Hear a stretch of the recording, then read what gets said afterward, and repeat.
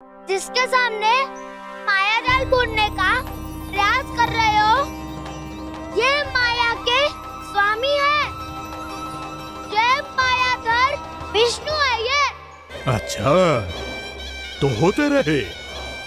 मैं तो इनकी हत्या करने आया हूँ और हत्या करके ही जाऊंगा। जाओ आप सखाओं को बचाओ, मैं इनका सामना कर लूंगा। पर कान्हा, अभी आप ही ने तो कहा था माया का स्वामी हूँ मैं।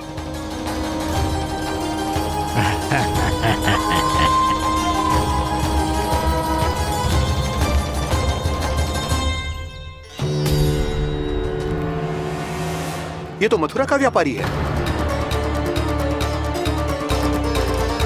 इसको अर्थ वो जो था वो सच में छलिया हो तो कहीं वो नंदमोहन तो ना पहुंच गो। हमें शीघ्र ही गांव जाना पड़ेगा और सबको सावधान करना पड़ेगा। चल।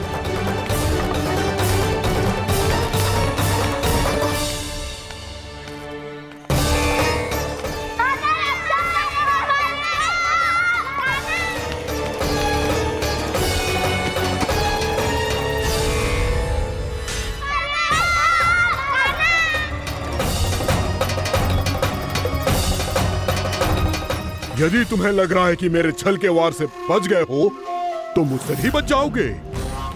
ये तुम्हारी सबसे बड़ी भूल है कृष्ण। मेरे पास बहुत सारे मायावी अस्त्र हैं, जो क्षण भर में ही तुम्हें विष्णु लोक पहुंचा देंगे। तो फिर प्रतीक्षा क्यों कर रहे हो? बालक, मैं परिहास नहीं कर रहा हूँ। मुझे पता है, तभी तो कह रहा हूँ शीघ्र दिखाओ ना। मुझे तुम्हारे सारे मायावी अस्त्र देखने हैं। कैसे बालक हो तुम? मैं यहाँ खेल दिखाने नहीं आया हूँ। तो समय व्यर्थ क्यों कर रहे हो ब्रह्मासुर? जो करने आए हो वो ही करो ना। अब देखो कैसे तुम्हारे प्राण एक ही वार में इस देह का साथ छोड़कर उड़ जाएंगे। मेरी मायावी अग्नि तुम्हारे भोले भाले से इस मुख को जलाकर भस्म कर देगी।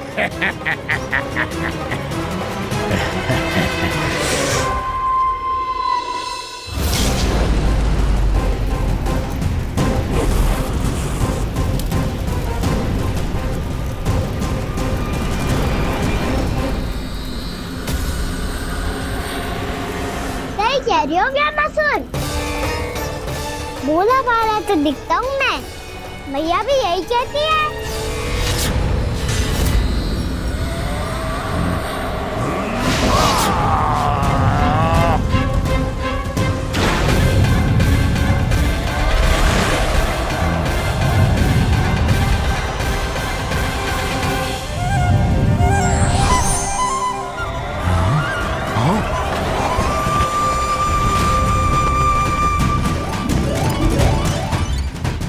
आसन को उपहार देने के लिए बहुत बहुत धन्यवाद ब्रह्मासुर।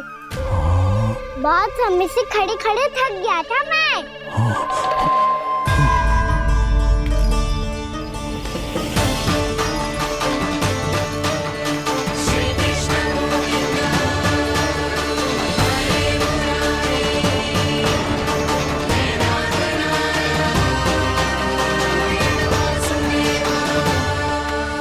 अगला अस्त्र दिखाओ ना। तुम्हारी यही जिज्ञासा आज तुम्हारा अंत करने में सहायक बनेगी मूर्ख बालक।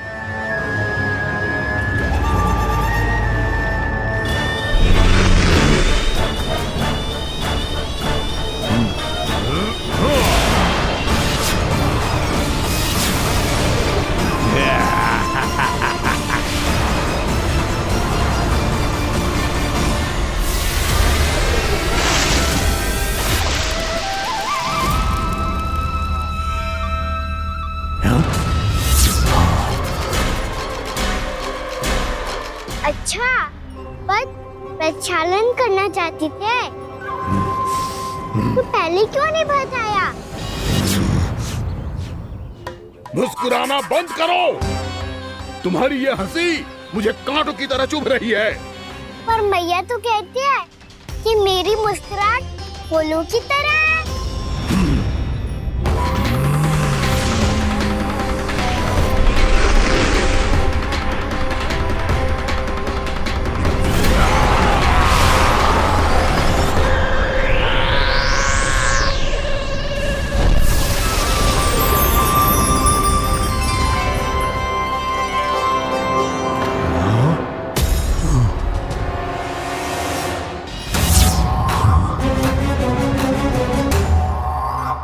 कहा था ना मेरी मुस्कुराहट बिल्कुल इन्हीं फूलों की तरह है।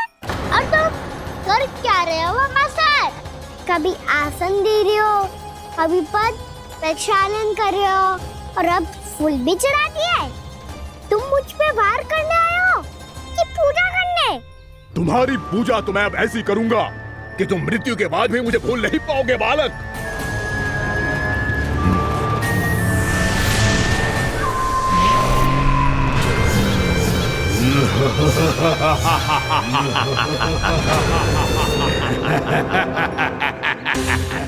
कान्हा, ये चट्टान तो मुझसे हिल ही ना रही।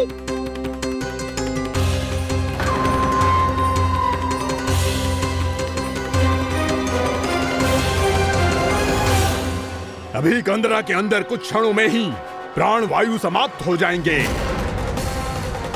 तुम्हारे सारे सखा एक एक कर अपने प्राण त्याग देंगे और तुम्हारा वध करूंगा मैं।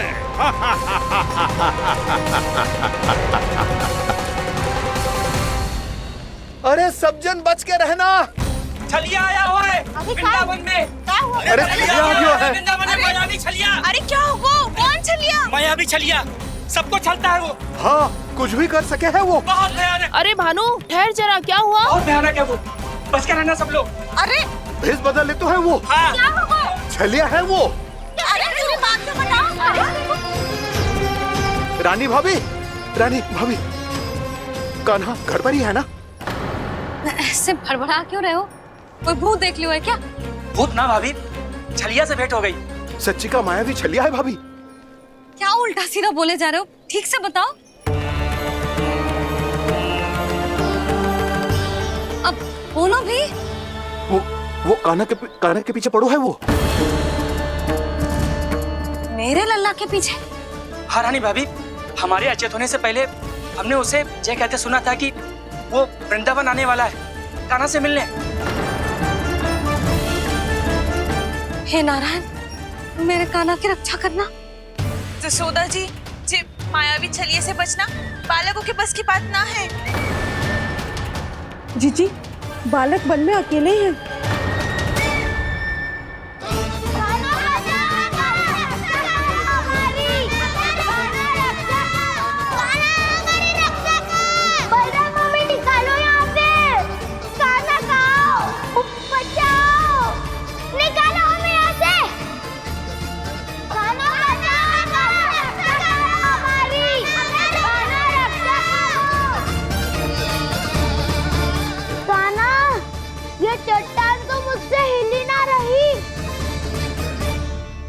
यदि मैं माया का स्वामी हूँ तो आप भी बल के स्वामी हो।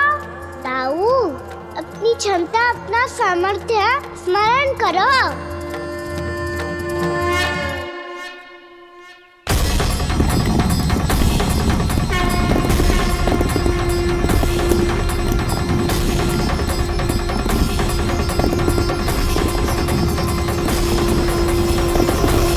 इससे पहले कि वो कंदरा का द्वार खोल के तुम्हारे सखाओं को बाहर निकाले, मैं तुम्हारे प्राण ले लूंगा कृष्ण।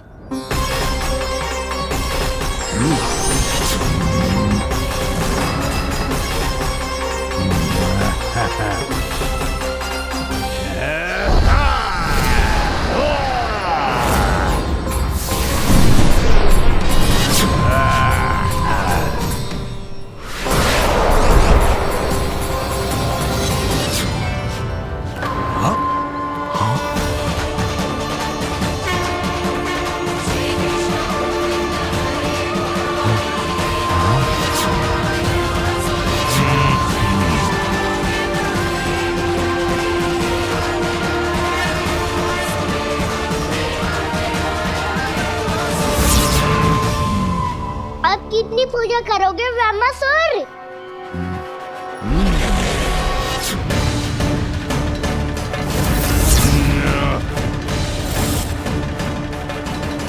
प्रभु तो खेल खिला रहे हैं इससे, और ये खेले जा रहा है विवश होकर, उनकी माया से बाध्य होकर।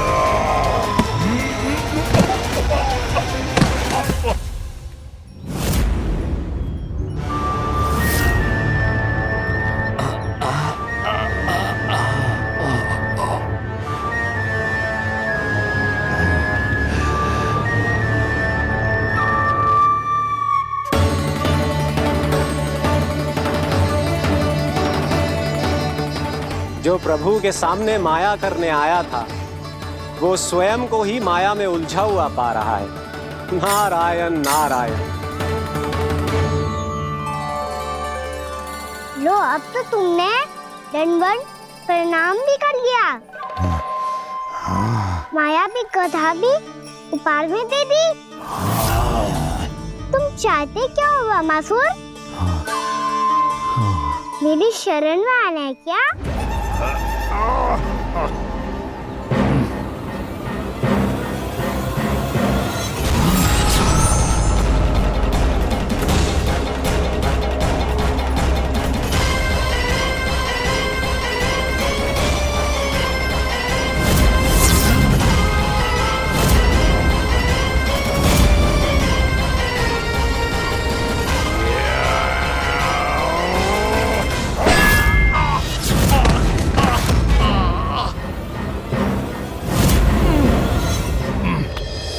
सोच विचार का समय ना है हमारे पास।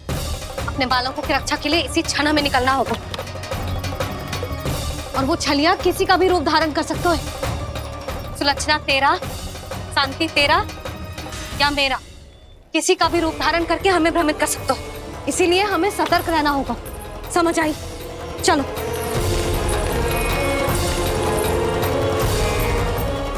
अभी भी समय है ब्रह्मासुर, समझ जाओ। यदि मैया आ गई तो बात गड़बड़ हो जाएगी।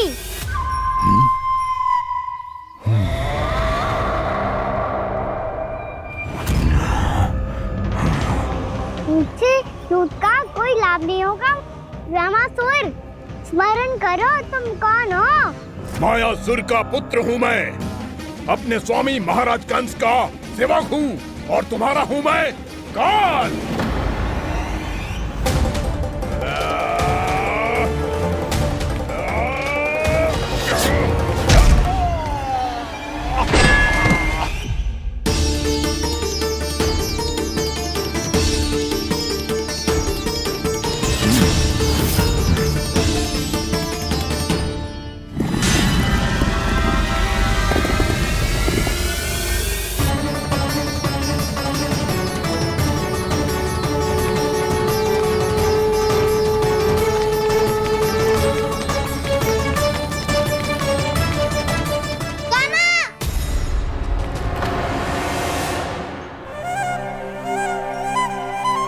बाबा कहते हैं दुष्टों को पहले बातों से समझाना चाहिए, फिर भी ना माने तो अस्त्र ना उठाना दृढ़ता होती है।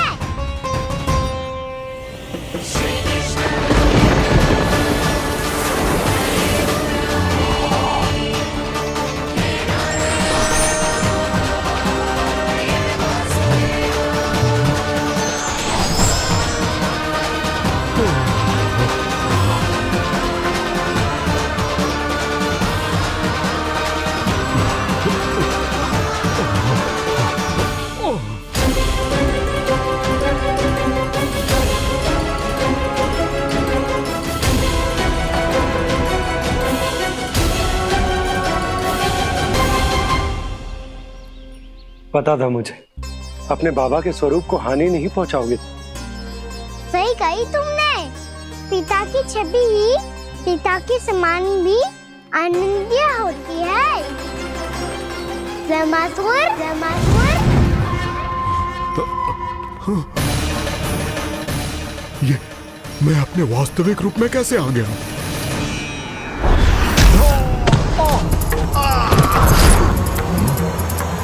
मेरे बाबा का स्वरूप नहीं लेना चाहिए था तुम्हें।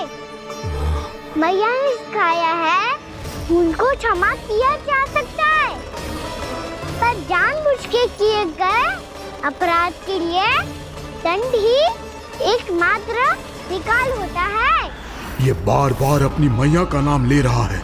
यदि मैं वो स्वरूप लूं तो अपनी मैया पर वार नहीं कर पाएगा ये।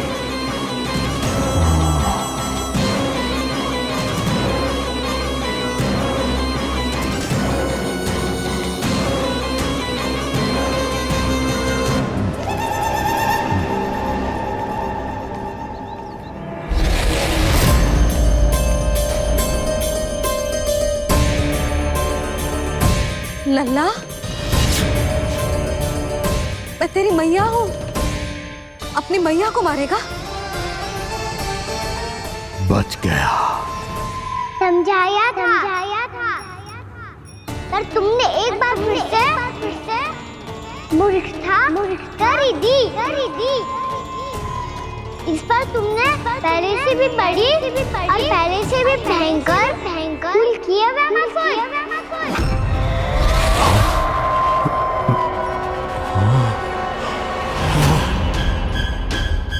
ये क्या हो रहा है मुझे? बार बार मेरा रूप क्यों बदल रहा है? ममता को समझे बिना अधिक समय तक मैया का स्वरूप हरण करके नहीं रख पाओगे वैमासुर।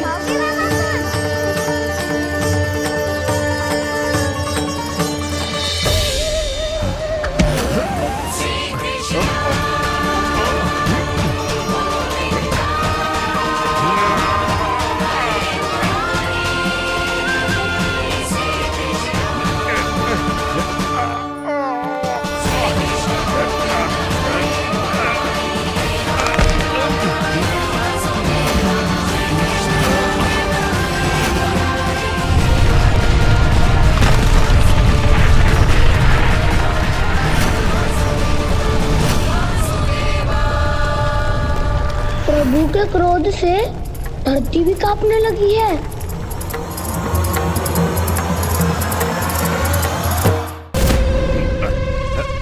पुत्र को मारने के उद्देश्य से एक माँ का रूप लिया तुमने। ये ममता का और मेरी मैया का घोर अपमान है वैमासुर।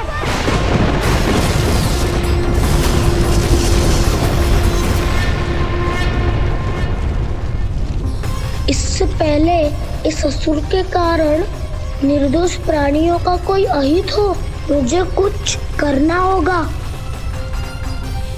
यदि मैं माया का स्वामी हूँ तो आप भी बल के स्वामी हो।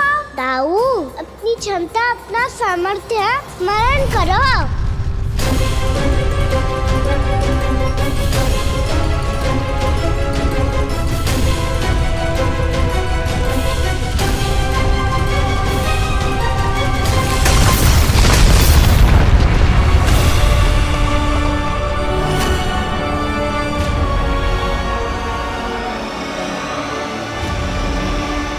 अद्भुत बल दाऊ, अद्भुत। अपने बल का उचित प्रयोग करके आपने प्राणियों को हानि होने से बचा लिया और ये भी सिद्ध कर दिया कि इस युग में आपसे अधिक बलवान और कोई नहीं होगा। आज से आप बलदेव के नाम से भी जाने जाएंगे। आज से आप बलदेव के नाम से भी जाने जाएंगे। आपके चरणों का ये चिन्ह युगों युगों तक आपके बल की कथा कहता रहेगा। बलराम का चरण चिन्ह।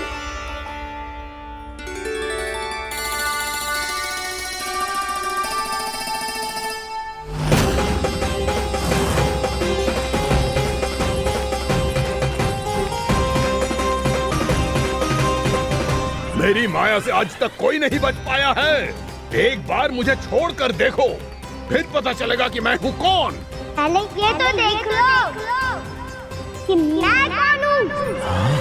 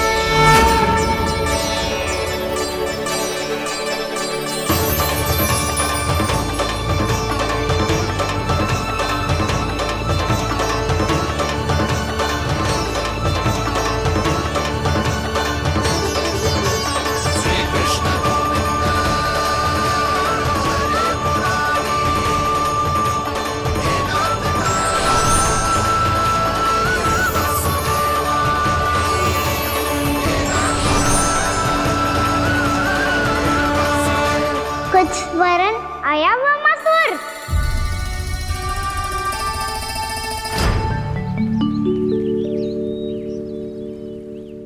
बहुत समय पहले की बात है, बहुत बड़े भूमाकर राज करते थे तुम्हें महान राजा भीमम के नाम से जाना जाता था। सब कुछ था तुम्हारे पास, पर शांति नहीं थी। इसीलिए शांति की खोज में अपना संपूर्ण राज अपने पुत्रों को सौंप कर मलय पर्वत की ओर चल दिए। अनेक वर्षों की तपस्या के बाद तुम्हारे तप की कीर्ति चारों ओर फैलने लगी और फिर सच्चे तपस्वी के रूप में तुम्हारी ख्याति से प्रभावित होकर महर्षि उलट तुमसे भेंट करने आए। राजा भीमरथ, आपने ईश्वर की प्राप्ति के लिए सब कुछ छोड़ दिया, पर अपना अभिमान नहीं छोड़ पाए। इसीलिए मेरे आगमन पर सम्मान के साथ खड़ा होना तो दूर, मेरा अभिवादन भी नहीं किया। अभिमान तपस्वी का गुण नहीं होता है राजन, अभिमान राक्षसी गुण है। इसलिए मैं आपको श्राप देता हूँ कि आप अगले जन्म में एक राक्षस के रूप में जन्म लेंगे, एक राक्षस के रूप में जन्म लेंगे। मुझे क्षमा कर दीजिए महर्षि, मैंने जानबूझकर आपका अपमान नहीं किया है। मैं तो यहाँ पर शांति की खोज में आया था।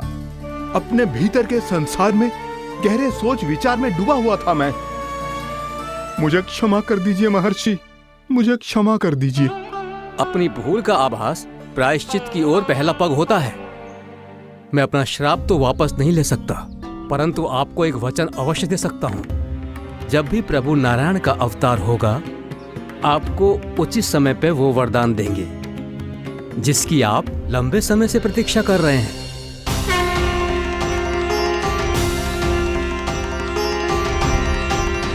प्रभु, आपने मेरी आंखें खोल दी। अब मुझे पता चल गया है कि आप कौन हैं और मैं कौन हूँ। इसलिए आप मुझ पर कृपा करके अपने चरणों में स्थान दे दीजिए। मुझे वो शांति प्रदान कीजिए जिसकी खोज में मैं वर्षों से भटक रहा हूँ। शांति तो मोक्ष में ही है, इसीलिए मैं तुम्हें मोक्ष का वरदान देता हूँ।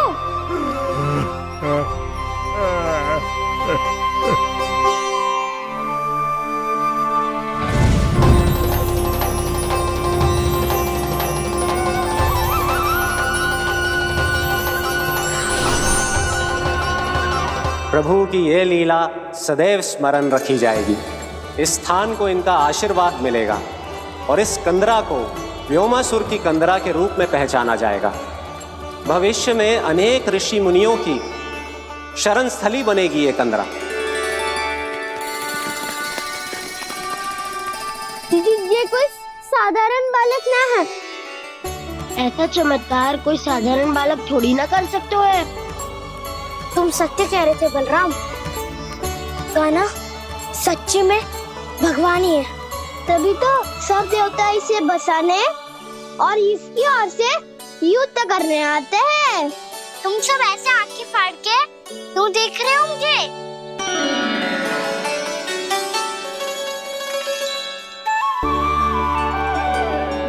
बलराम, तुम बलवान हो और कान्हा भगवान है।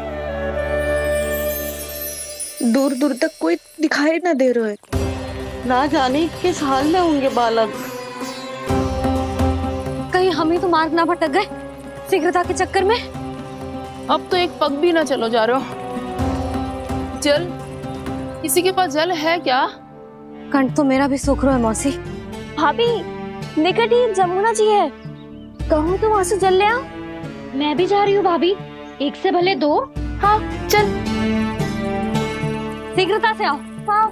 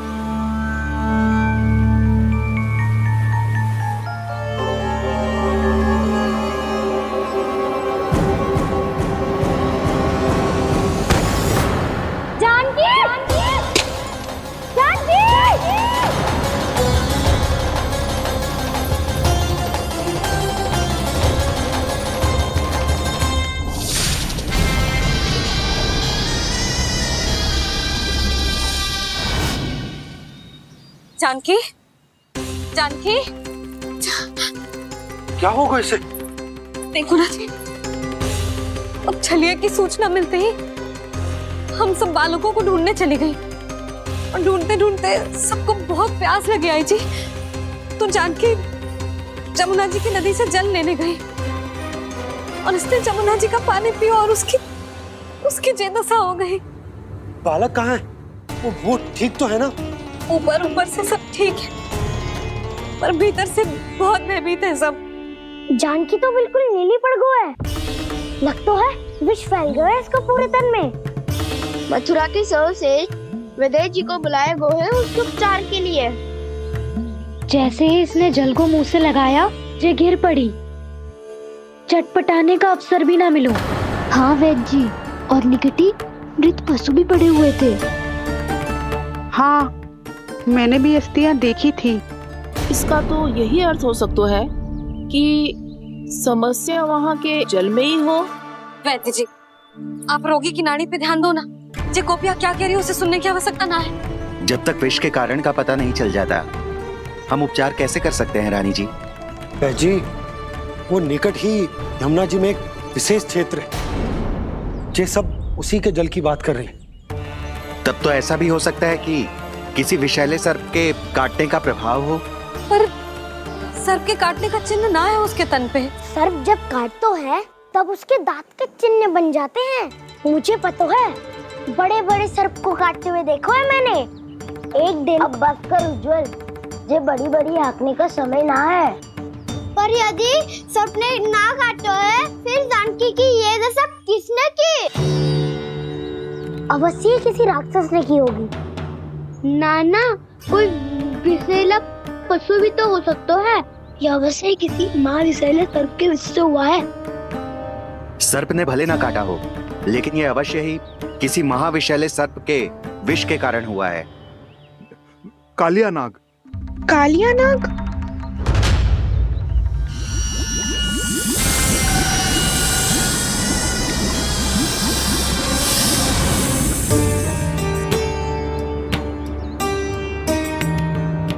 संकेतों से तो ऐसा लगता है कि जानकी ने कालिया नाग के क्षेत्र के विशाल जल पी लियो है। कालिया नाग एक लोक सुरती है, कल्पना में गढ़ी हुई एक कथा, और कछु ना है। हमें जाके पता लगाना पड़ेगा। पर हमें वहां जाने से मना किया है ना बड़ों ने। उज्जवल सही कह रहे हो है।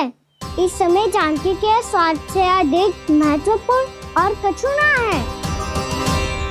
जानकी हमारे लिए ही जलाने गई थी जी, ना मैं उसे जाने देती ना जैसा वो तो। वैद्य जी आप शीघ्र कछु करो, कैसे भी कछु भी करो, पर इसके प्राण बचा लो। यशोदा, धैर्य रखो, श्री नारायण पर विश्वास रखो, वो सब ठीक कर देंगे।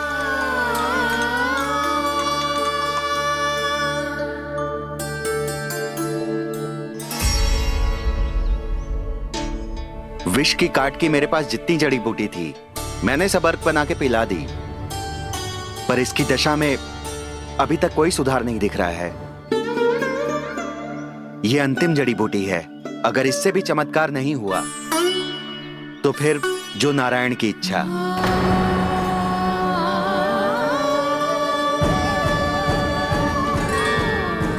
पर कोई तो उपाय होगा जानकी को बचाने का। कान्हा, यदि तुझे किसी औषधि के बारे में पता है हमें बता दे, हम जाके ले आएंगे।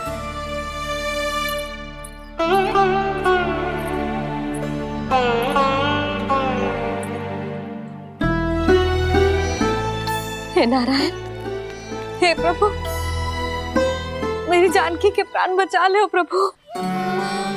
क्या तो मैं अपने आप को कभी क्षमा न कर पाऊंगी।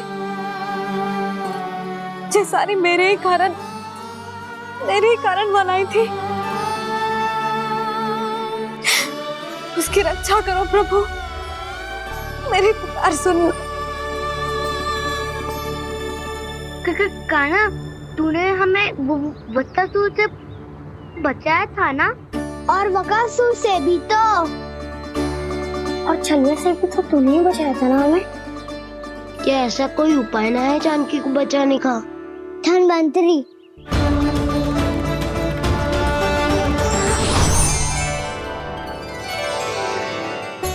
मैं आ गया हूं प्रभु, चिंता मत कीजिए, आपके आदेश का पालन अवश्य होगा।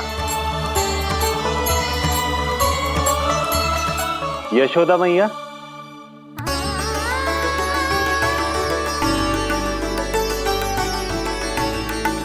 मैया आपको कोई पुकार रहा है।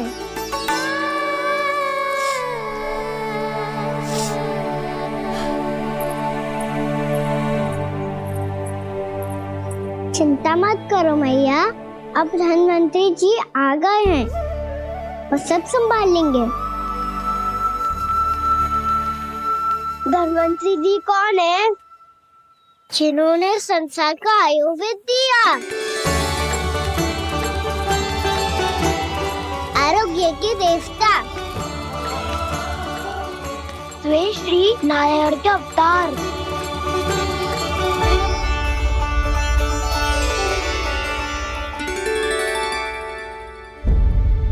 मुझे पता चला है कि आपको वेद की आवश्यकता है। हाँ हाँ, भीतर आइए। आइए आइए वैद्य जी, जी रहे। मथुरा का सर्वश्रेष्ठ वैद्य अर्थात मैं यहां आ चुका हूं और रोगी को जितनी औषधि की आवश्यकता थी सब दे चुका हूं। निश्चित रूप से आपने विष की काट के लिए बहुत ही उत्तम अर्क तैयार किया है, इसीलिए किसी और वैद्य की आवश्यकता नहीं है। किंतु आप अकेले कितना कुछ करेंगे वैद्यराज, मुझे अपना सहायक ही बना लीजिए। पर जो करना था मैं पहले ही कर चुका हूं। हाँ, वो तो आप कर चुके हैं, बस रोगी के तन से विष निकालना शेष है ना वैद्यराज? हाँ हाँ, बस वही शेष है। इनके रक्त को विष रहित करने में मैं आपकी सहायता करूंगा। पहले ये संजीवनी मानी जाने वाली इन लाल फूलों की बूटी को भी घिसना है ना?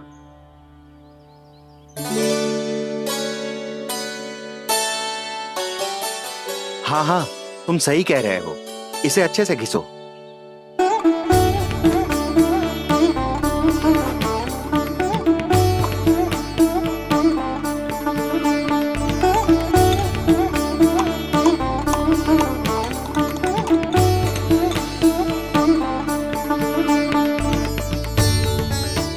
और ये नीले फूलों को भी तो मिलाना है ना?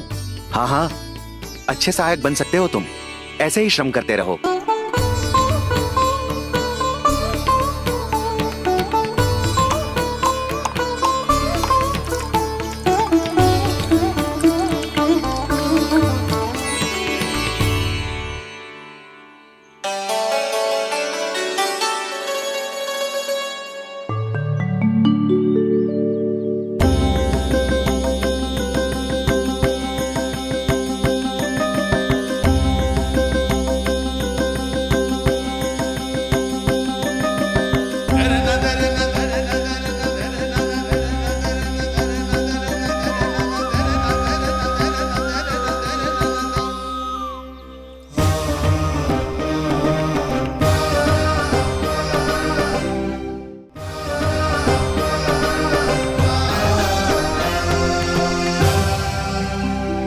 जानकी स्वस्थ हो जाएगी ना धन्वंतरी जी? धन्वंतरी?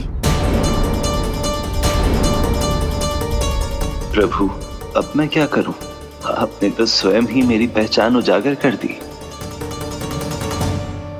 जी क्या करो कान्हा? आप सब ऐसे क्यों देख रहे हो? मैया कहती है ना, सभी वेद धन्वंतरी जी का ही रूप होते हैं। वाह कृष्णा, चतुर तो हो तुम। वैसे वास्तविक धन्वंतरी मैं हूँ। मेरा अर्थ है वास्तविक वैद्य मैं हूँ। ये तो मेरा सहायक है, मुझे पूरा विश्वास है बिल्कुल ठीक हो जाएगी। वैसे ही थोड़े ना मुझे मथुरा का सर्वश्रेष्ठ वैद्य कहते हैं लोग।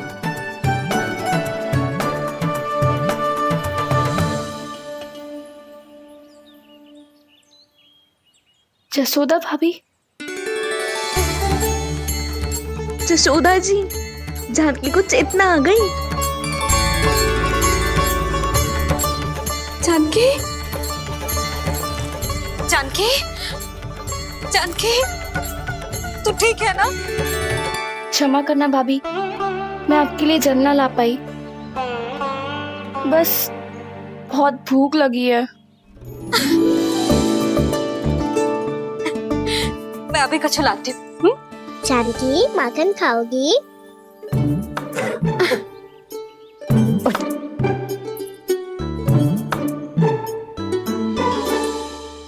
आजा, तू ही खिला दे लल्ला।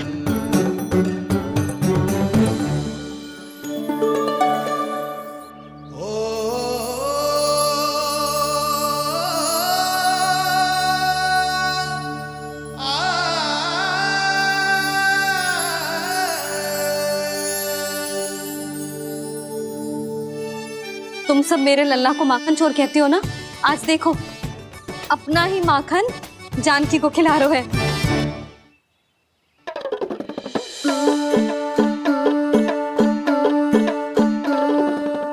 थोड़ा और विश्राम कर लो। सदैव तुम हम सबकी सेवा करती हो, आज मैं तुम्हारी सेवा करूंगा। जानकी की जिद दशा तब हुई जब जय यशोदा काकी की सेवा कर रही थी, और अब देखो स्वयं भगवान ही इसकी सेवा कर रहे हैं। जानते हो इससे क्या सिद्ध होता है? जो भी यशोदा मैया की पूजा करेगा, अर्थात अपने माता पिता की सेवा करेगा, उनके साथ सम्मान से व्यवहार करेगा, ईश्वर स्वयं उसका ध्यान रखेंगे। कभी धन्वंतरी के रूप में तो कभी स्वयं कान्हा के रूप में। भक्त और भगवान का देखो कैसा ये अनुराग, स्वयं करे सेवा प्रभु, अद्भुत गोपी का भाग्य। प्रभु इन सब पृथ्वीवासियों से कितना घुल मिल गए हैं। ना तो ये प्रभु को भगवान मानते हैं और ना ही प्रभु अपने आप को इनसे सर्वश्रेष्ठ समझते हैं। अपने आचरण से ये सिद्ध कर रहे हैं कि ये सभी में हैं और सभी इनका ही अंश है।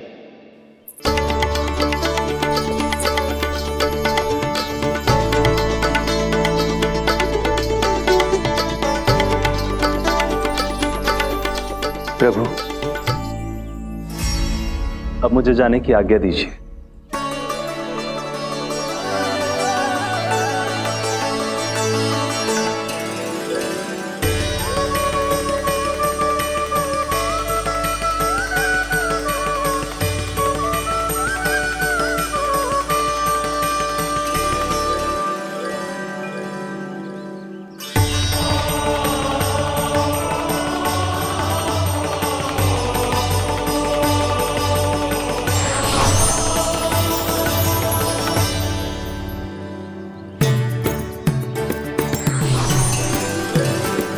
कान्हा ने तो सच्ची में धन्वंतरी जी को बुला लिया था।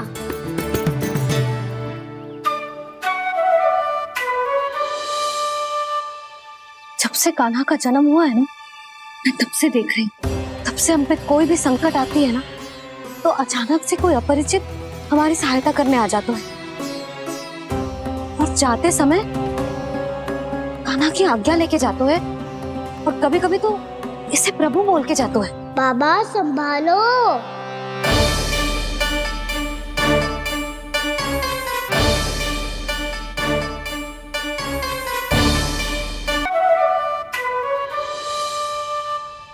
जब से कान्हा का जन्म हुआ है ना, मैं तब से देख रही हूँ, तब से हम पे कोई भी संकट आती है ना, तो अचानक से कोई अपरिचित हमारी सहायता करने आ जाता है, और जाते समय कान्हा की आज्ञा लेके जाते है, और कभी कभी तो इसे प्रभु बोल के जाते है। बाबा संभालो। यशोदा, इस जानकी को चढ़ो है और विचित्र विचार तुम्हारे मन में है। अरे सब जानते हैं कि हमारा परिवार राजसी, तुम्हें पता ना चलता हो वो, पर हमारे कान्हा को सब राजकुमार ही समझते हैं देखकर,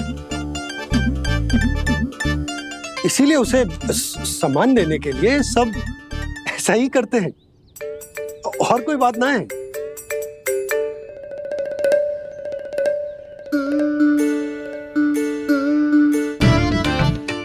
अब जे मेरे लल्ला को ऐसे क्यों घूर रहे हैं? बुरी दृष्टि लगाएंगे क्या? वैद्यराज जी, आपके सहायक तो गए, अब आप यहाँ क्यों?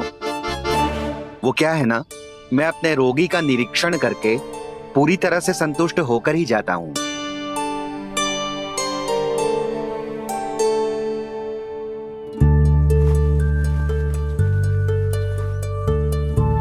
हाँ, संकेत तो अच्छे हैं, कल सुबह तक बिल्कुल ठीक हो जाएगी। धन्यवाद वैद्य जी।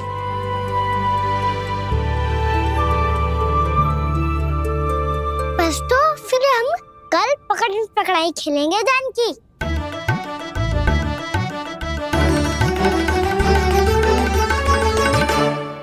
भानु, बंसी, जाकर उस क्षेत्र के चारों ओर बाड़ बनवा दो और वहां सूचना पट्ट भी लगा देना, ताकि जानकी के साथ जो हुआ है वो किसी और के साथ ना हो। शीघ्र जाओ। जी ठीक है।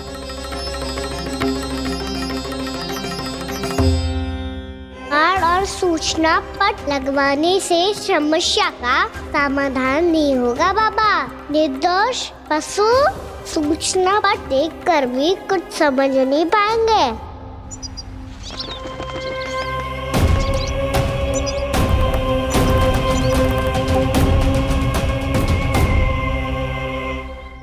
तो तुम्हारे कहने का अर्थ यह है कि व्योमासुर मारा जा चुका है, और वो बालक अब भी जीवित है।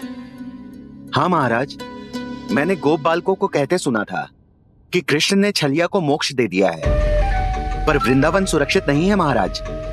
वो एक बहुत बड़ी समस्या से जूझ रहे हैं। कैसी समस्या?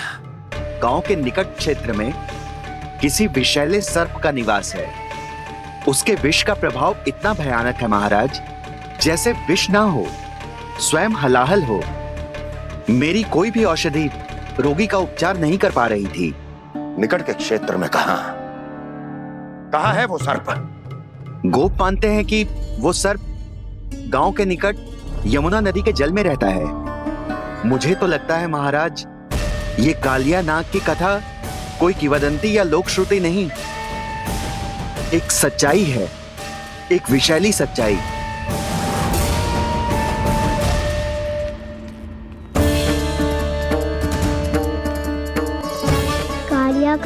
सामना करने का समय आ गया है, पर उससे पहले मुझे बुलाना होगा उन्हें।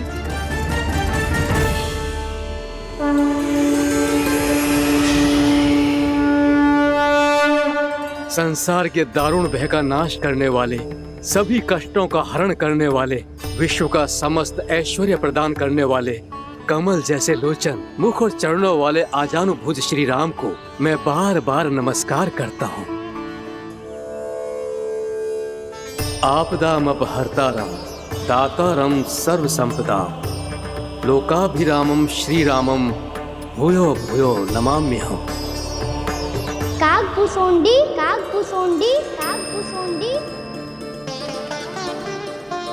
प्रभु क्षमा करें, मुझे जाना होगा।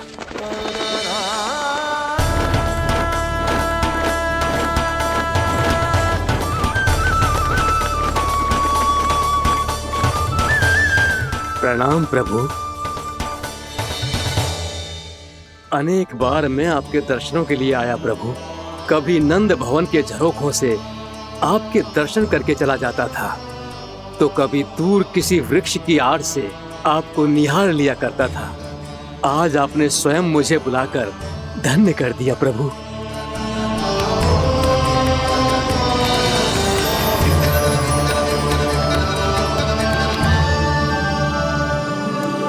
मैंने आपको यहाँ एक विशेष कारण से बुलाया है।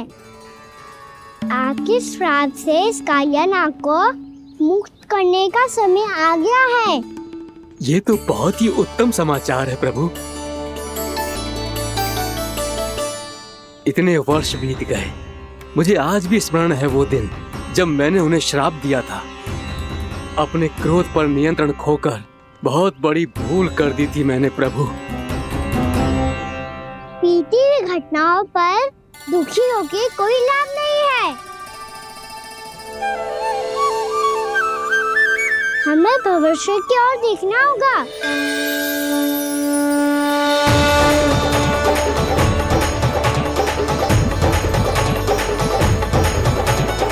आदेश कीजिए प्रभु, क्या आज्ञा है आपकी?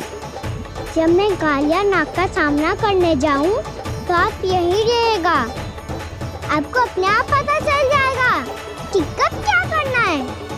और हाँ, लौटते जाते समय नारद मुनि से कहेगा, वो आकर मुझसे भेंट करे। अवश्य प्रभु, प्रणाम। क्या इसने सच्ची में देवर्षि नारद को बुलाया है? नारायण नारायण। आपको संदेश भेजने की आवश्यकता नहीं थी। आप स्मरण करते और मैं चला आता। तुम्हारा कल्याण हो नारद।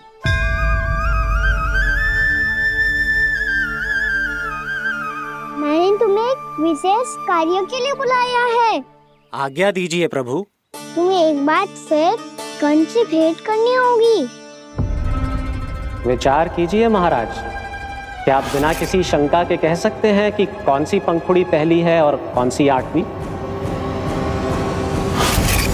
उस दुष्ट से भेंट करना स्वयं कीचड़ में उतरने के समान है प्रभु। कमल पुष्प प्राप्त करना हो तो कीचड़ में उतरना पड़ता है नारद। आपका आदेश तो मैं स्वप्न में भी नहीं टाल सकता प्रभु। कंस कालियानाग के बारे में जान गया है, पर वो उसका सामना करने का साहस नहीं कर पाएगा। मैं आतुर हूँ प्राप्ति, मूर्ख नहीं। मेरी बुद्धि फिर नहीं गई है। मैं स्वयं उस कालिया जैसे महाविषैले सर्प के सामने खड़ा हो जाऊं और अपने ही काल को आमंत्रित कर लूं।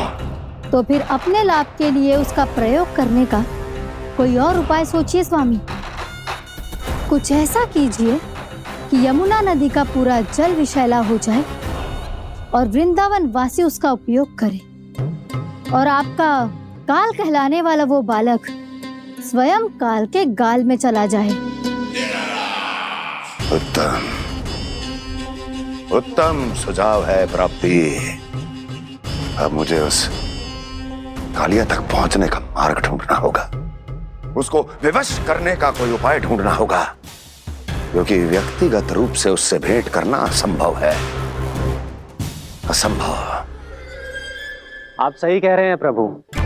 कंस में उतना सामर्थ्य नहीं कि वो कालिया नाग का सामना स्वयं कर सके।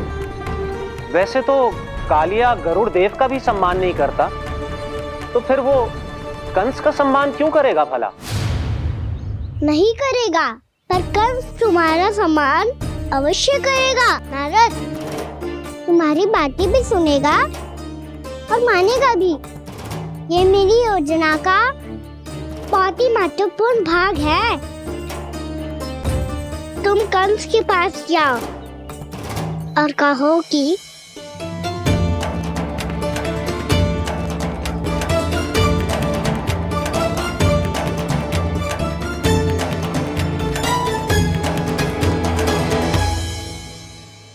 संतान अपने माता पिता को तीर्थ का सौभाग्य दिलाती, और मेरा लल्ला कितना महान कि उसने हमारे घर को ही तीर्थ बना दिया। ऐसा तीर्थ जहां मेरी आंखों के सामने भक्त और भगवान का मिलन हो रहा है। जो आज्ञा प्रभु।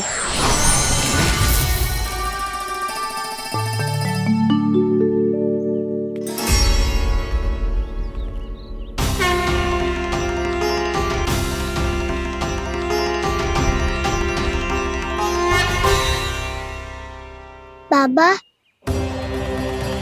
कान्हा, ये सब क्या चल रहा है? पहले काग भुसुंडी जी और फिर जे नारद जी। क्या योजना बना रहे हो तुम? कान्हा, बताना लल्ला, क्या सोच रहे तू? कान्हा देख, अगर तुझे अपने बाबा को ना बताना हो ना, अपने भक्त को बता दे। क्या सोच रहे हो लल्ला?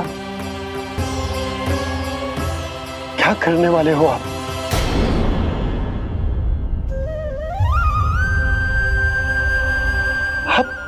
आप इतने दुखी क्यों हो? कान्हा, कान्हा, क्या होगा? क्योंकि मुझे आभास हो गया है बाबा, समय आने वाला है। कौन सा समय आने वाला है लल्ला? शीघ्र सब कुछ बदलने वाला है। भैया को मेरा सत्य पता चल जाएगा बाबा।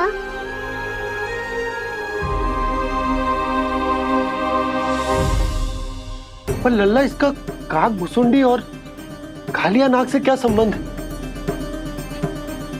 ऐसा क्या हुआ था और क्या होने वाला है?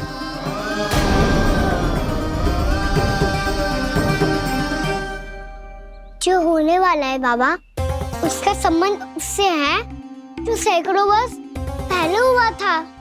महर्षि भृगु के एक वंशज थे वेद शिरोमणि, जो विंध्याचल की पहाड़ियों में साधना कर रहे थे। तभी वहाँ अश्वशिरा नाम के एक दूसरे मुनि आमंत्रण के बिना ही आ गए। कितना सुंदर और शांतिपूर्ण आश्रम है।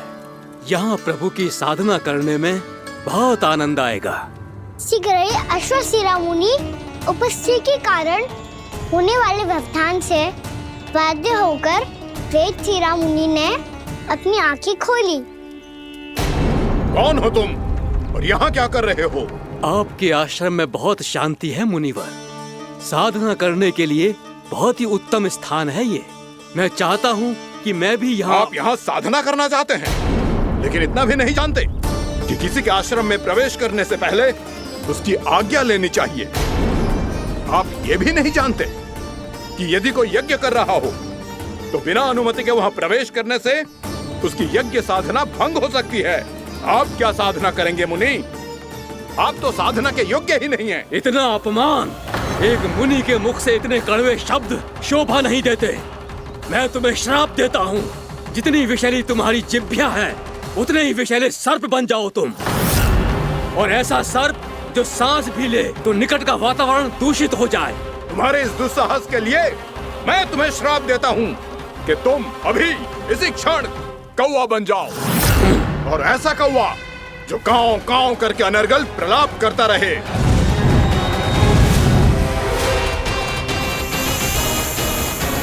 ये मैंने क्या किया? ये मैंने क्या किया? क्रोध के कारण दोनों ने एक दूसरे को श्राप दे दिया। पर दोनों ही मेरे भक्त थे और भगवान होकर मैं अपने भक्तों को इतनी कठिनाई में कैसे देख सकता था।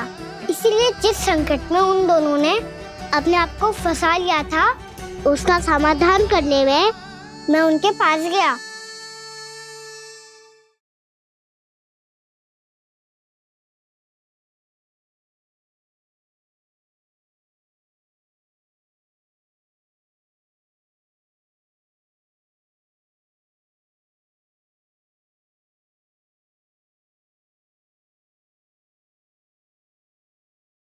तंग करे मैया को खिजाए, खेले रूठे मनाए।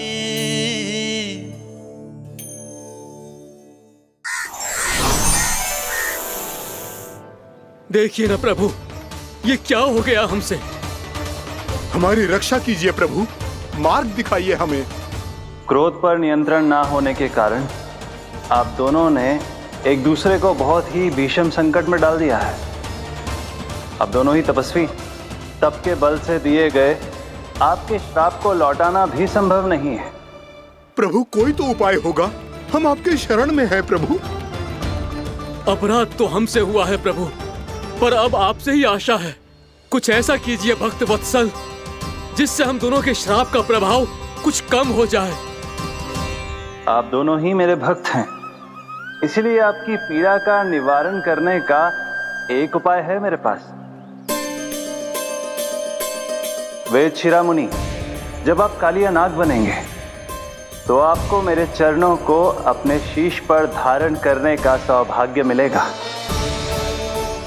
और अश्र शिरामुनि, आप काग योनि होने के बाद भी आप श्रेष्ठतम ज्ञान और सर्वाधिक यौगिक सिद्धियों के स्वामी होंगे और प्रवचन दिया करेंगे। इसके बाद अश्वशिरा मुनि काक भुसुंडी बन गए, जिन्होंने आगे चलकर सेम गरुड़ देव को रामायण सुनाई। और मुनि वेदशिरा महर्षि कश्यप और देवी कत्रियों के पुत्र कालिया नाग बनकर जल में। और अब वही कालिया नाग जमुना जी में, जिनके कारण जानकी के प्राण लगभग चले ही गए थे। अब कालिया नाग को उचित स्थान पर भेजने का समय आ गया है बाबा। पर ये तो अच्छी बात है कान्हा, वेदशिरा मुनि को दिया हुआ तुम्हारा वचन भी पूरा हो जाएगा, जमुना जी की शुद्धि भी हो जाएगी। इस सब के बाद भी तुम दुखी क्यों हो? क्योंकि इसके बाद मैया के सामने मेरा रहस्य खुल जाएगा बाबा। उन्हें पता चल जाएगा कि उनका बालक कोई साधारण बालक ना है। भविष्य में जो होने वाला है उसे सबके सामने घटने से रोकना मेरे लिए भी संभव ना होगा। मैया को सब पता चल जाएगा। क्या पता चल जाएगा रे मुझे?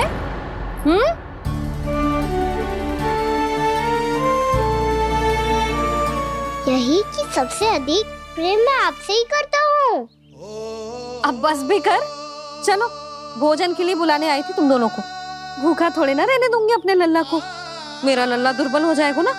आप खिलाओगे तो ही खाऊंगा। हाँ ठीक है, मैं ही खिलाऊंगी। अब चल, आओ जी चल।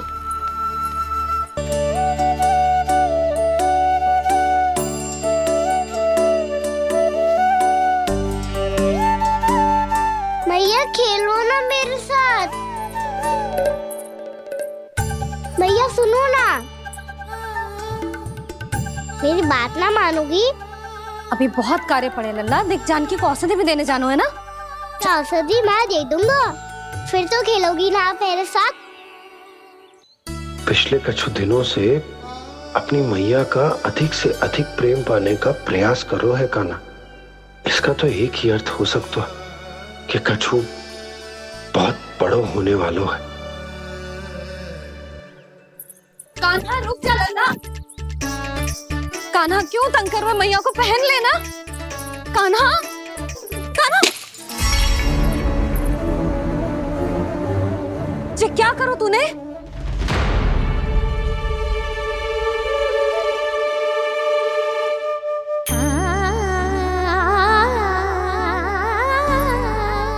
अच्छा ठीक है, अब मुंह लटकाने की आवश्यकता ना है। ये ले।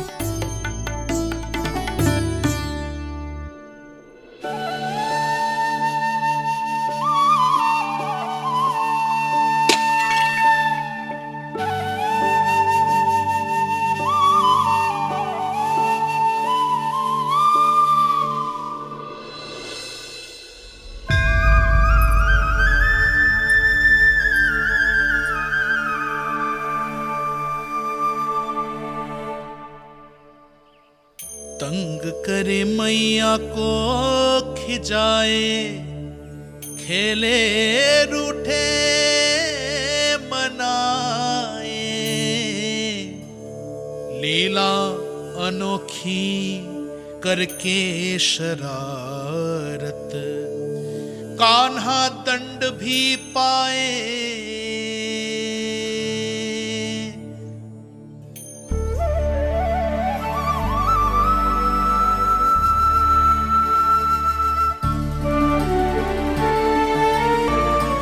रूठना मनाना, खेलना खिलाना, पहले शरारत करके क्रोध दिलाना और फिर क्षमा मांग लेना, ये सब जानबूझकर कर रहे है कन, जैसे जीवन भर के लिए अपनी मैया की ममता को अपने हृदय में समेट कर रखना चाहते हो।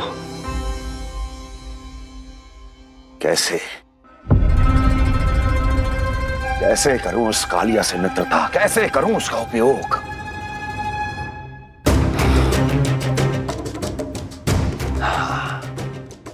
उस पर आक्रमण कर देता हूं और उसे किसी ना किसी तरह से यह विश्वास दिला देता हूं कि यह आक्रमण उस विष्णु अवतार ने किया है। फिर वो क्रोध में आकर सारे वृंदावन वासियों को अपने विष से समाप्त कर देगा। उचित है, ये उचित है। नारायण हरि, नारायण हरि।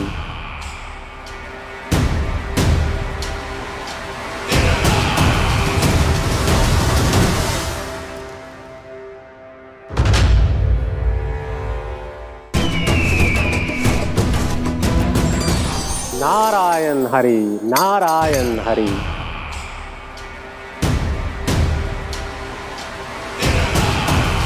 प्रणाम देवर्षि। किस योजना में कितना लाभ है और कितनी हानि, यह आंकलन करते करते थक गए होंगे मथुरा नरेश। देवर्षि, आज मेरा ध्यान कैसे आ गया आपको? आप तो सदैव ही मेरे ध्यान में रहते हैं महाराज कंस। सत्य तो यह है कि मथुरा में जो भी हो रहा है मुझसे छिपा हुआ नहीं है। मैं जानता हूं कि आप किसी भी असुर को वृंदावन क्यों ना भेजें, और वो असुर कितना भी शक्तिशाली क्यों ना हो, कृष्ण का सामना नहीं कर पाता। या तो पराजय स्वीकार करके आपके पास लौट आता है, या तो फिर वीर गति को प्राप्त हो जाता है।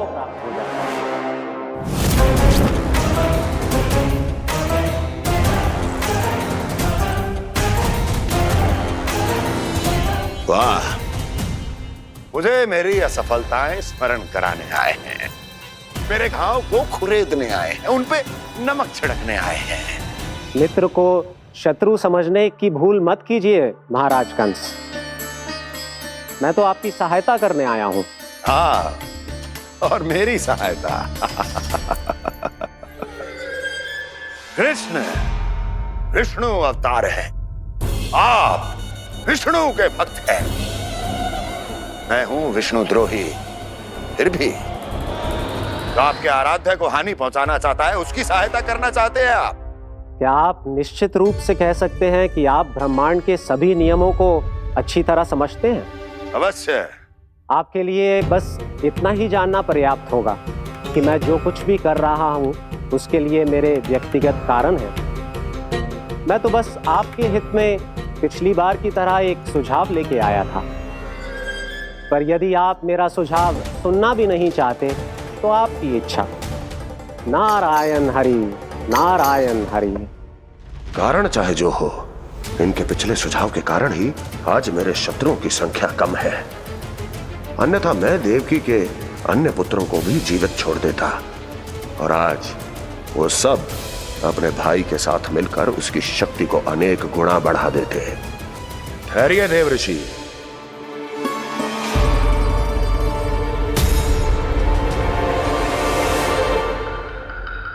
बताइए, क्या सुझाव है आपके पास? मेरे सुझाव का नाम है कालिया नाग।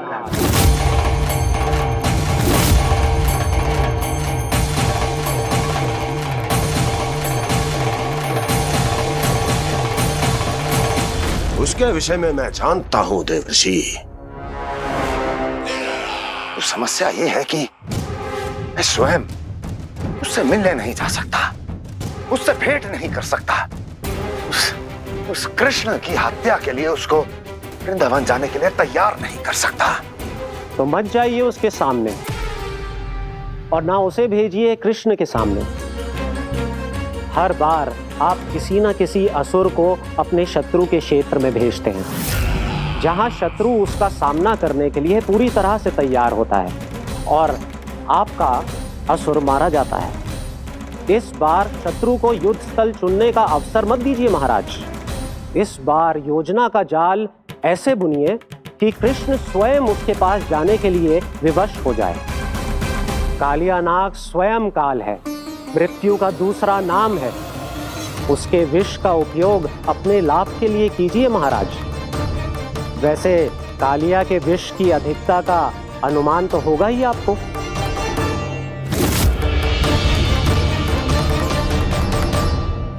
एक बार जो उसके क्षेत्र में पहुंच गया, फिर उसके विष से बचना असंभव है। उचित सुझाव है देवर्षि, उचित सुझाव है। देवर्षि, उस छलिया विष्णु की भक्ति करते करते आप भी उसके रंग ढंग सीख गए हैं। उचित है, उचित है।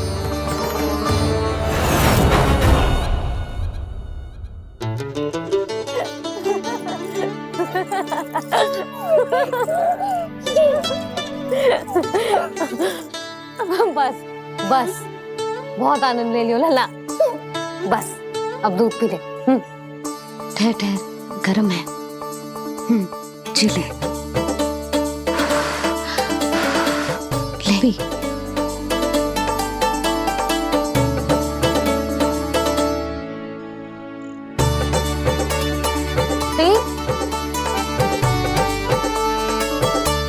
मैं ना होती तो ना जाने क्या हो तो तेरा।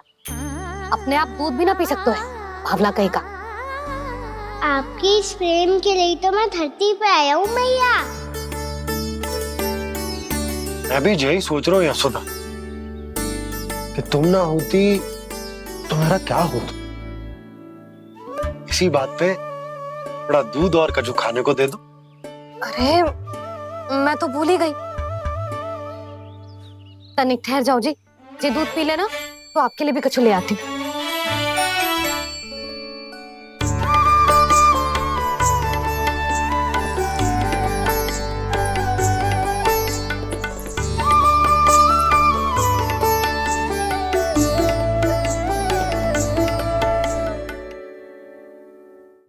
प्रणाम महाराज। आपकी आज्ञा के अनुसार बिल्कुल वैसा ही पत्र तैयार किया है जैसा आप चाहते थे।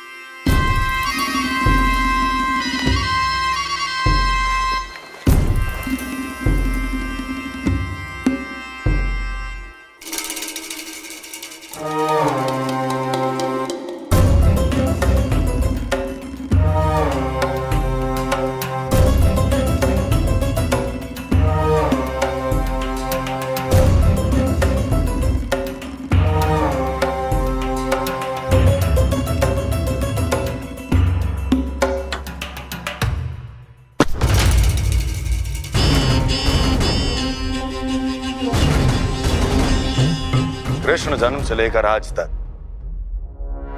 ये मेरी सबसे महत्वपूर्ण योजना है। इसका सफल होना निश्चित है दूत,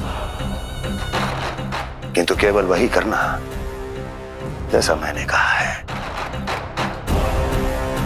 जाओ।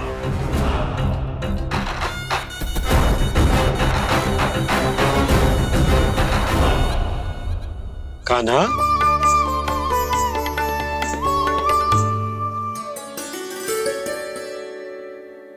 क्या होगा?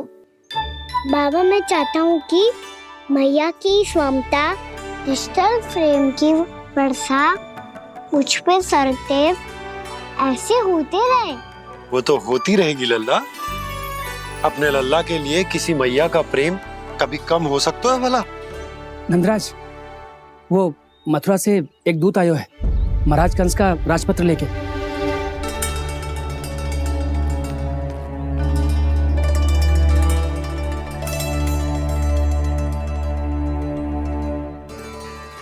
कान्हा, अब क्या करने वाला है? तेरे बाबा कहाँ गए? हाँ? कंस मामा का खेल आराम हो गया है, पर मैया वो सब सुनेगी तो व्यर्थ चिंतित हो जाएगी। बस थोड़ा बाहर गया मैया, कछु खा रही से। बाहर इस समय? मैया, क्या होगा? मैया देखो ना, पीठ पे कछु हो रहा है। मेरा हाथ ना पकड़ो, आप करो ना। यहाँ? क्षमा करना मैया, पर अभी बाबा को ही संभालने दो ये सब। कहिए, क्या संदेश लाए हैं आप? नहीं नंदराज, नहीं। महाराज कंस का आदेश है कि ये संदेश सभी गांव वालों के साथ ही पढ़ा जाए। ठीक है, मैं गांव वालों के सामने पढ़ दूंगा, पर मुझे तो दीजिए पढ़ने के लिए। महाराज की आज्ञा का पालन करना आपके लिए भी आवश्यक है नंदराज। सभी गांव वासियों की सभा बुलाइए। बंसी, सभी गांव वालों की सभा बुलाओ। राजपत्र में ऐसा क्या संदेश भेजो है कंस ने? अब मेरे पत्र को पढ़कर सब भौचक के रह जाएंगे। और वो कृष्ण, उस कृष्ण के पांव के नीचे से तो भूमि खिसक जाएगी, आकाश फट पड़ेगा, बिजलियां गिर जाएंगी। प्राप्ति, ओ प्राप्ति, कंस का पत्र। स्वयं को बहुत अधिक शक्तिशाली समझता है ना वो। अब देखता हूं कैसे वो इस महासंकट का सामना करता है। वो कृष्ण, वो अपनी मृत्यु स्वयं चुनेगा या मृत्यु की वेदी पर चढ़ा देगा प्रिय वृंदावन वासियों को।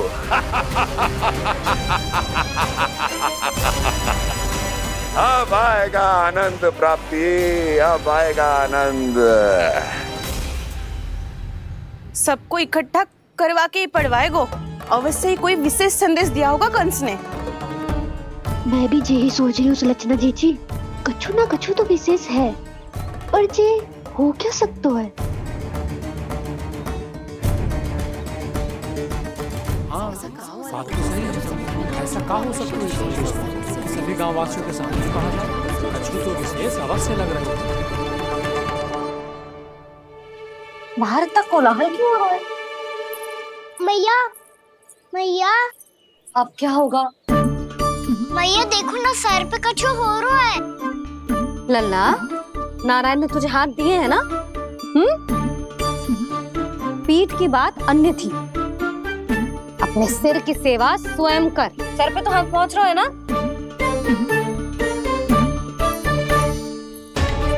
मैया सुनो ना, मैया देखो ना, तीव्र कर कछु हो रहा है।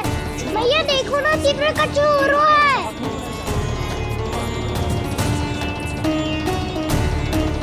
सब लोग आ चुके हैं, अपना संदेश सुनाइए आप। गोपराज नंद और सभी वृंदावन वासियों को सूचित किया जाता है कि मथुरा अधिपति और आप सभी के महाराज कंस ने कल सुबह भव्य पूजा का आयोजन किया है।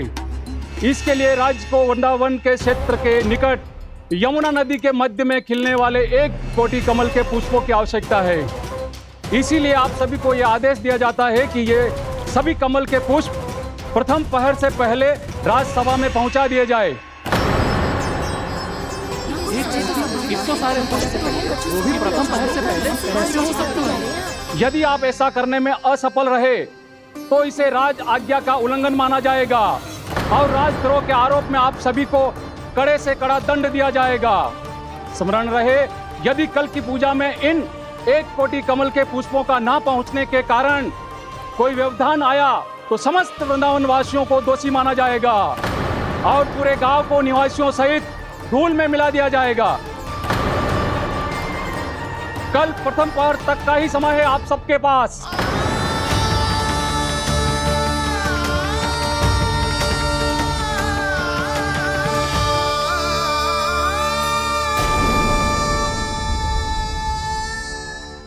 एक कोटि कमल पुष्प, वो भी कल प्रथम प्रहर में?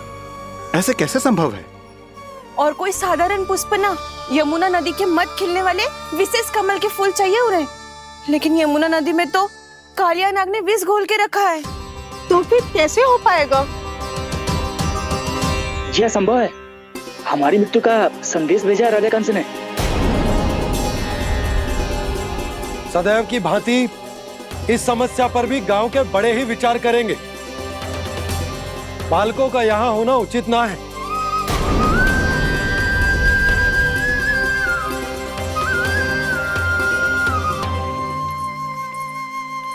लल्ला ले जे गेंद ले, जा अपने सखाओं के साथ खेल।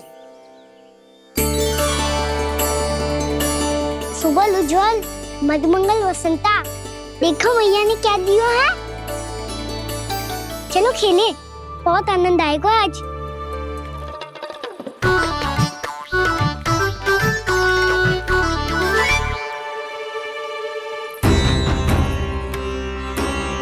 भानु, बंसी, जाओ और शीघ्र ही वो घेरे का कार्य समाप्त करो।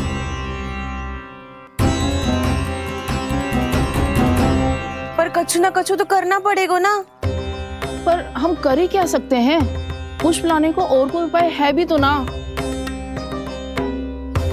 मैं चला जाऊंगा जमुना जी में। वैसे भी मेरे जीवन के कितने दिन शेष बचे हैं। गांव के लिए, समाज के लिए कुछ करके मरूं, तभी तो शांति मिलेगी। ना काका, यदि आप उस विषैले जल में छलांग लगा भी दोगे, किंतु 1 कोटि कमल पुष्प एकत्रित कर पाना आपके लिए संभव ना है। इससे अच्छा है कि मैं चला जाऊं।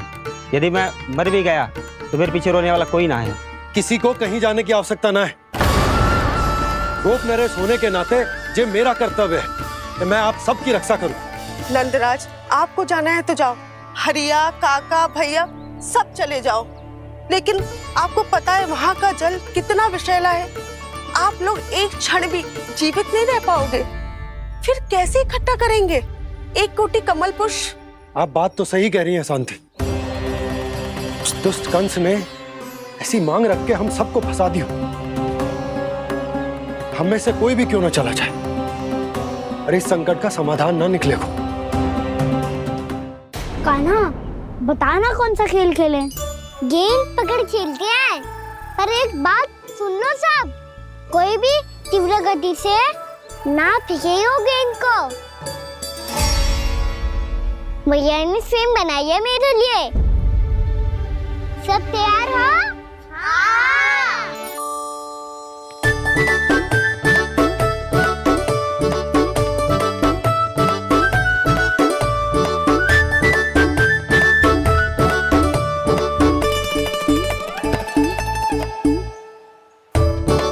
मुझे दो।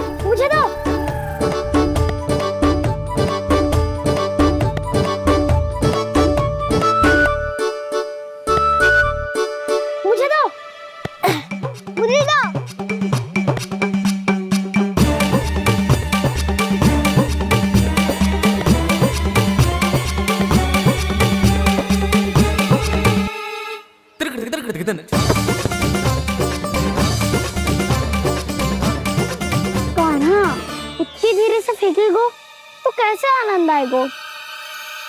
थोड़ा बल लगा के फेंक। हाँ कान्हा, हम अभी बड़े हो गए हैं, तू अब भी छोटे बालकों की तरह फेंक रहे है।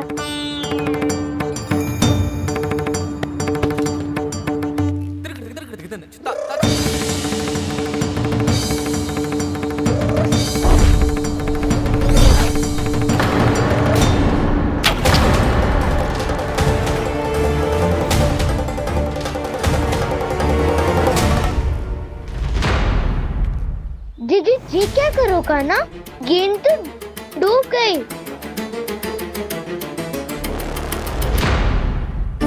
अच्छा, तो ये सब इसकी योजना का भाग था ताकि ये कालिया का सामना कर पाए। तुम सबने तो कही थी तीव्र गति से देखो सिखवा दी ना मेरी गेम मुझसे नदी में। अब मुझे जाके लानी पड़ेगी। रुक जा कान्हा। जी क्या बोल रहे थे कान्हा? इसमें तो बहुत संकट है। कोई भी संकट मेरी मैया का उपहार खोने से बड़ा ना है।